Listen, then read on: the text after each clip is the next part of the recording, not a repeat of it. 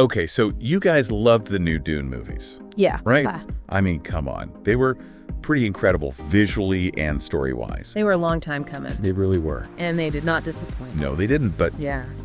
what if I told you there's a way to go even deeper into that universe? Like way deeper. Oh, yeah. 10,000 years deeper.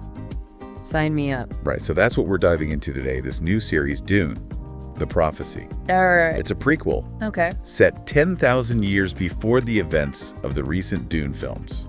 I'm intrigued. And this time, the focus is squarely on the Bene Gesserit. Oh, wow. Yeah, so we're going way back to their origins. Hi. Like, how did they rise to power?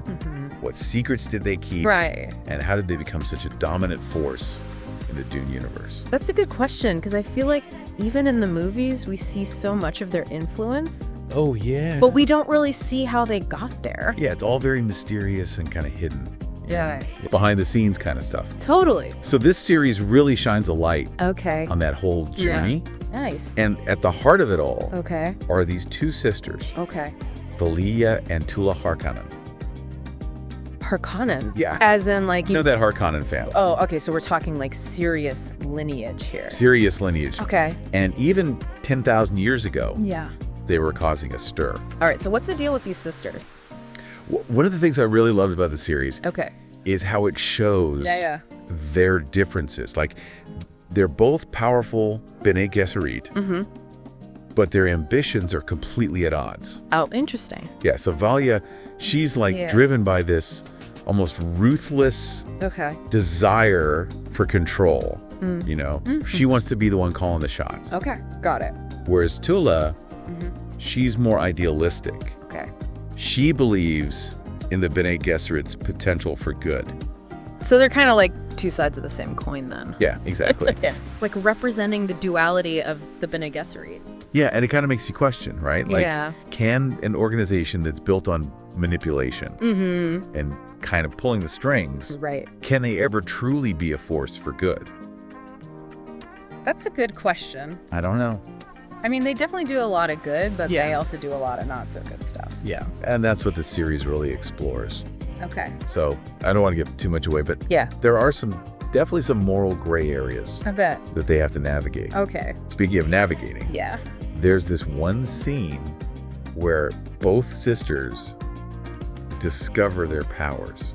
Okay, their mystical abilities. Yeah, and it's not just like, Yeah. oh, cool, look what I can do. Right. It's really emotionally intense, Oh, wow. especially for Valia. Okay. You see the sacrifices she has to make, the price she pays to access that power. So it's not just given to them. No, it's definitely not a free gift. Okay, so what kind of price are we talking here? I don't want to spoil too much. Yeah, fair enough. Let's just say it involves Actually, loss and yeah. pain. So there are consequences to tapping into this power. Oh, yeah, big time. So it's a double-edged sword then. Definitely. It gives them these incredible abilities, I get but it. it comes at a cost. Yeah, and you see that play out Yeah. throughout the series. Okay. Like, especially with the voice. Right. The Bene Gesserit's signature power. Exactly. That's the one everybody knows about. Yeah. Everyone wants to learn how to do that. But the series shows how it's often used Right. for manipulation and control.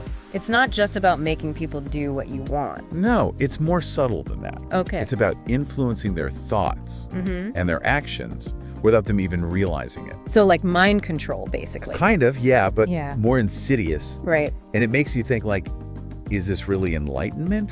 Or is it just another form of enslavement? Yeah, like, are they slaves to their own power? Yeah, exactly. And that's a question that keeps coming up throughout the series. Got it. Now for another layer of drama.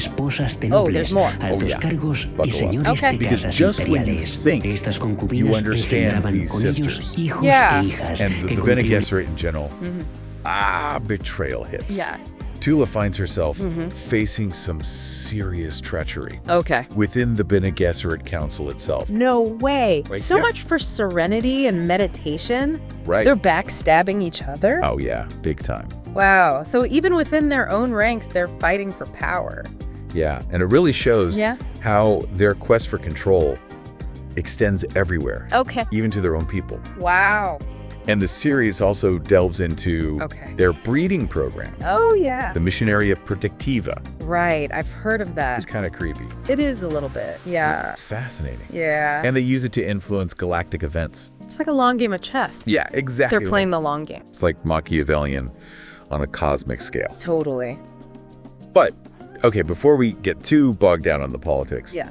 can we talk about the visuals for a sec? Oh, yeah, please. Because this series is a visual feast. Okay. I mean, wow. Like how? So. Especially the Bene Gesserit initiation ritual. Okay. It's all ethereal lighting, unsettling special effects. Okay. You get this palpable sense of power. So they really went all out with the visuals. Yeah. It starts amazing. It is. It's mesmerizing and terrifying Oh, wow. at the same time. I can imagine. Yeah, and it really reflects that duality of the Bene Gesserit, right? Like, they're alluring and dangerous. Right. They offer wisdom, but they're shrouded in secrecy. That's a really cool way to show that visually. Yeah, and it's not just about spectacle. Yeah. The series tackles some big themes, too, Like what? like corruption, Okay. the seductive nature of power, the weight of moral choices. Right, because these are all things that the Bene Gesserit grapple with. Exactly. Yeah. And you see Valia and Tula wrestling with these dilemmas constantly. Like what kind of dilemmas? Like, do they follow their personal desires, Okay. or do they choose what they believe is the greater good? So it's like internal conflict as well as external conflict. Yeah, exactly. Interesting. It's like a Shakespearean tragedy set in space. Wow. I like that. And you can't help but think of other epic shows, right? Oh, yeah. Like Game of Thrones, Okay. Yeah. the political intrigue, the intense scenes, the betrayals. Yeah, right. They're definitely parallels. Yeah.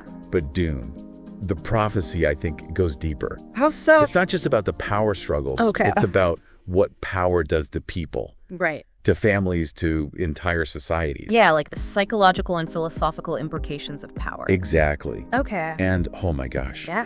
the final battle. Don't tell me. It's epic. I bet. Visually stunning. Narratively gripping. Okay. It really cements the show as a must-watch I'm sold. for any Dune fan Yeah. or lover of sci-fi epics. Awesome. I think it's safe to say that this series really delivers, Yeah, it sounds like it. and it's not just a rehash of what we've seen before. Yeah. It takes us deeper into this world Right.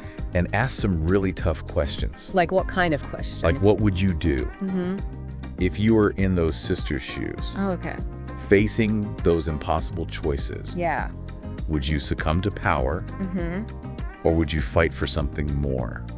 That's a tough one. It is. Yeah, it makes you really think. Yeah. And that's what makes this series so compelling. I agree. It's not just entertainment. It's a thought-provoking exploration Yeah, of the human condition. totally. So if you're a fan of Dune, Yeah. or just love a good sci-fi epic, I highly recommend checking out Dune. The Prophecy. It's on my list. It'll That's- definitely leave you wanting more. For sure.